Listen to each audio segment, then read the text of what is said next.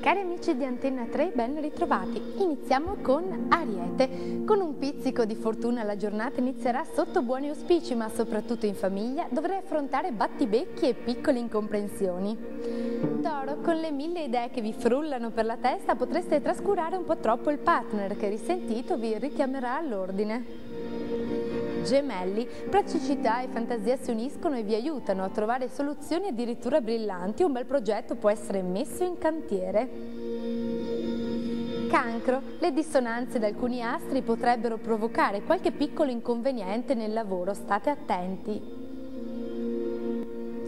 Leone. In questo momento il dialogo è molto importante e va incoraggiato. Se avete a che fare con persone timide, fate voi stessi il primo passo.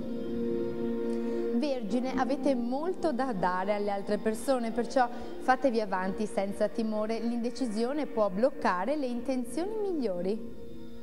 Bilancia, rinnovamento interiore, nuovo sprint mentale che fa innalzare la creatività. La sicurezza la troverete nell'associarvi ad altre persone.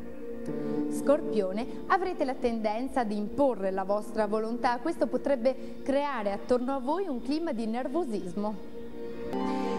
Sagittario, serve un po' di esercizio fisico per mettersi in pista e per riguadagnare l'agilità che è stata sempre una delle vostre doti migliori. Capricorno, anche l'Eros ha da dire la sua, in una fase nella quale la vicinanza a due è perfetta, sul lavoro gratificanti sorprese.